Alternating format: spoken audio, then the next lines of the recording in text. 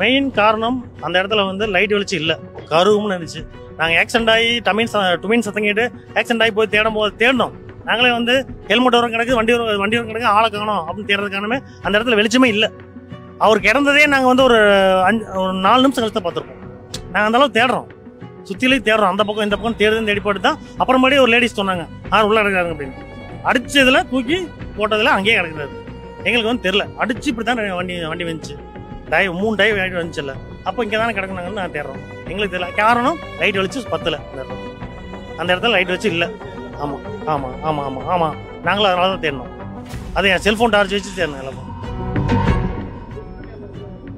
இதுக்கு முன்னாடி இப்போ வரைக்கும் நடக்கலைங்க. ஒரு 5-6 வருஷத்துக்கு முன்னாடி ஒரு ஆக்சிடென்ட் நடந்துச்சுங்க. அது ஸ்பாட் அவுட். இங்கே லோக்கலாக இருந்தாங்க அவரு. லைட் வெளிச்சு இல்லைங்க பாலத்தில்.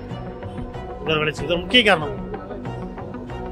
லைட் போடணுங்க, கண்டிப்பாக லைட் வேணுங்க. ஏன்னா இப்போ ஹைவேஸ் பண்ணிட்டாங்க, அவன் கண்டிப்பாக லைட் தேவைப்படுது. கருவும்னு இருக்குது ரோடு.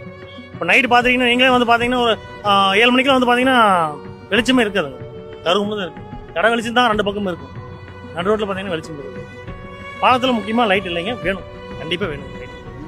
அப்போ சம்பவம் நடந்த இடத்துல நீங்கள் தான் இருந்திருக்கீங்க, முதல் ஆளாக நீங்கள் தான் அதை பார்த்துருக்கீங்க. நீங்கள் பார்க்கும்போது அவருடைய முகம் எப்படி இருந்துச்சு? உடல்ல அடிகள் எந்தெந்த இடத்துல அதிகமாக இருந்துச்சு? மூஞ்சியே தெரியலிங்க. அதாவது அவர் டிஷர்ட் போட்டிருந்ததுனால டிஷர்ட் பச்சை கலர் மாதிரி இருக்கு. அது டிஷர்ட் போட்டு மூடி இருந்ததுங்க. அவர் போய் வந்து கூட 2-3 பேர் வந்தவங்கெல்லாம் யாருன்னு அடையாளம் தெரியல அப்படின்றக்காக எடுத்து பார்த்தாங்க. எடுத்து பார்த்ததுக்கு பிறகு இவர் மூஞ்சி தெரிஞ்சுன்னு பாருங்க. வேற உடல்ல எங்கெங்கெல்லாம் காயம் இருந்துச்சு அப்படின்னு பார்த்தோம்னா நம்ம சரியாக நான் கவனிக்கலையும் காரணம் இல்லைங்க. அது கொஞ்சம் எனக்கு அலர்ஜி மாதிரி பார்த்தா கொஞ்சம் இதாக இருக்குது. அதனால் நான் வந்துட்டேங்க. நான் வந்துட்டுனா தள்ளி நின்றுட்டேங்க. நான் அங்கே பக்கத்தில் நிற்கலன்னு பாருங்களேன். ஆனால் சரியான அடி ஸ்பாட் அவுட்னு பாருங்களேன். செக் பண்ணப்போ உயிர் இல்லை இல்லைங்க, அடித்து அப்போ தான் அடிச்சுதாங்க. வந்து இந்த பள்ளத்துக்குள்ளேயெல்லாம் டார்ச் லைட் அடித்து தொலாவணுங்க. ஒருவேளை இங்கே ரோட்லேருந்து பள்ளத்தில் தானே விழுந்துருக்கணும் அப்படின்னு தொலாவணும். ஆனால் இங்கே வந்து எல்லாம் லைட் அடிச்சு தொலாவும் போது இதுக்குள்ளே பாடி இறந்து பார்த்து சொல்ல முடியும். அப்புறம் இங்கே வந்து பார்த்தோன்னு பாருங்க. இப்போ அந்த லைட் இல்லாதனால உண்மையான ஒரு பெரிய விஷயமே, உண்மை விஷயம் என்ன தெரியுங்களா? லைட் இல்லை. அந்த லைட் எரிஞ்சிருந்தா அவருக்கு அந்த அளவுக்கு வந்து அந்த எனக்கு தெரிஞ்ச நாங்கள் இந்த 50 வருஷமாக இந்த இடத்துல இருக்கிறோம். இவ்வளோ பெரிய விபத்து இந்த பாலத்தில் நடந்ததுங்கிறது எனக்கு தெரியாது.